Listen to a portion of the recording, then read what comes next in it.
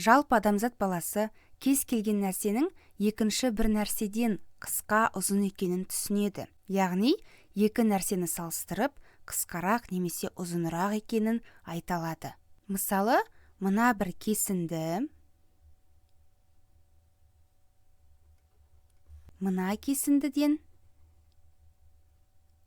қысқа. Яғни, бірінші кесінді қысқа, екінші кесінді бірінші кесіндіге қарағанда ұзын. Сонымен қатар, бұл екі кесіндіні қысқа ұзын деп салыстырып қана қоймай, нақты өлшемдерін жазаламыз.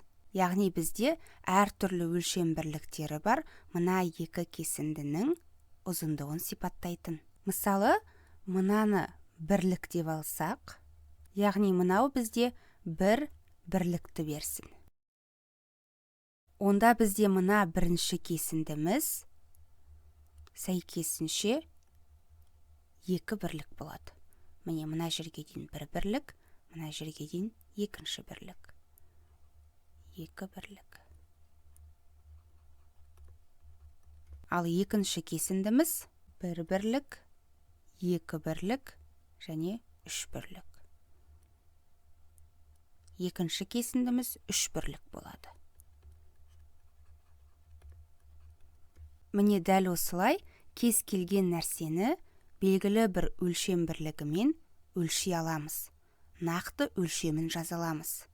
Және дәл осылай басқа да өлшем бірліктерді көрсете аламыз. Мысалы, сантиметр немесе метр деген сияқты. Яғни бізде белгілі бір шарттарға сәйкес келсе сантиметр, метр болатынын білеміз.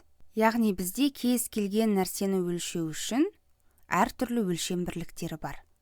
Тек оларды қолданарда шарттарын білу қажетпіз.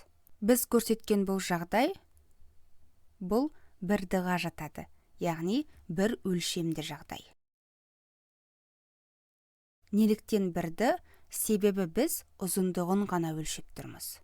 Жақсы, енді басқа да өлшемдерді қарастырайық. Енді 2D өлшемдерін қарайық.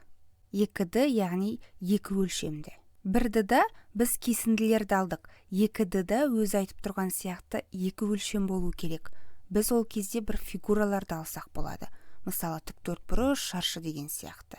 Себебі 2D-да екі өлшем болуы қажет.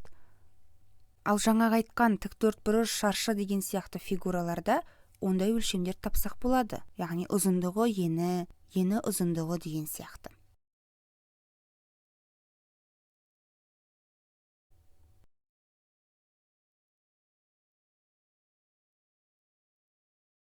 Міне 2D өлшемде осы сияқты фигуралар болады. Енді осы 2D өлшемдерін, мына екі фигураны қалай салыстыра аламыз? Ол үшін біз бірлік шаршыны салайық.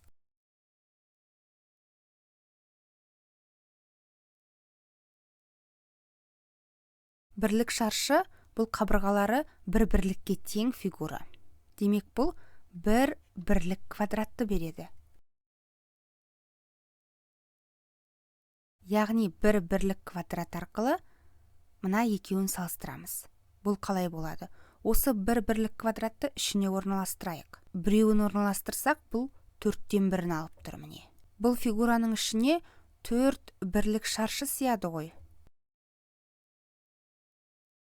Міне дәл келді. Бір бірлік шаршы бір бірлік квадратты берсе, 4 бірлік шаршы 4 бірлік квадратты береді.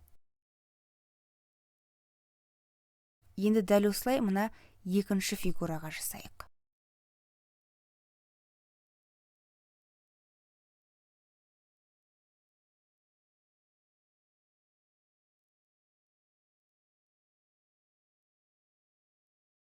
Міне қарасақ, бұл фигураға дәлме-дәл 9 шаршы бірлік сыйды. Әр шаршы бір бірлік квадратқа тең болса, 9-ы 9 бірлік квадратты береді. Сонымен бұл 2D жағдайына мысал болды. Енді 3D-ны қарастырайық. 3D, яғни 3 өлшемді.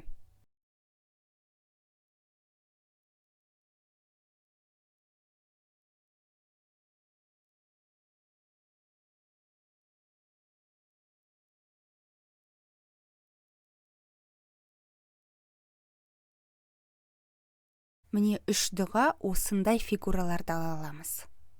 Байқасақ, 1-да тек ұзындық бар, ал 2-да ұзындық пенен немесе ұзындық пен биіктік бар.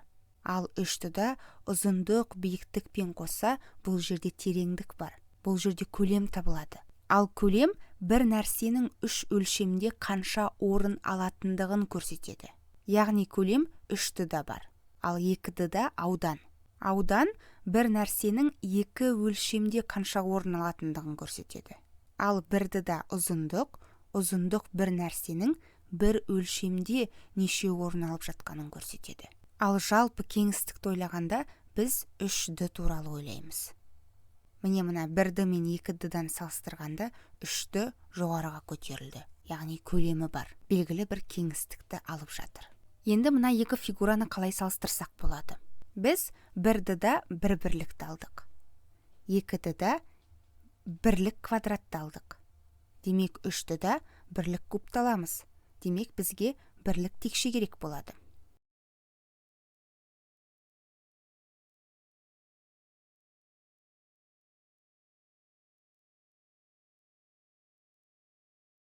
Міне бірлік текше барлық қырлары бір бірлікке тең.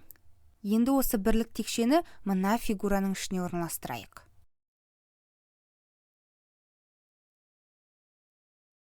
Байқасаңыздар, міне 8 текше сыйып тұр. Былайынан көрсетіп жүрейін.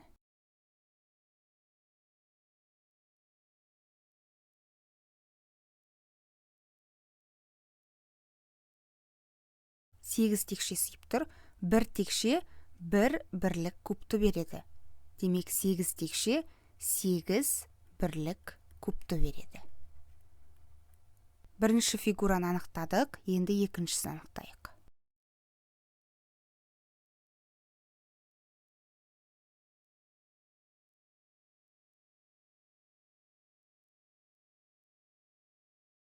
Міне осы жерден санасаңыздар да болады, немесе мынаның бір бөлігін осы жаққа салайын.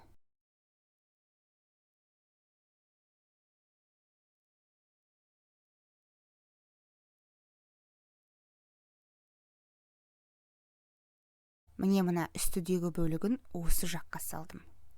Енді осы үстідегі бөлікте қанша текше бар екенін санайық. 1, 2, 3, 4, 5, 6, 7, 8, 9. Дәл осындай міне 1, 2, 3 бар. Демек 27 текше бар. Бір текше бір бірлік кубты береді. Демек 27 текше 27 бірлік кубты береді.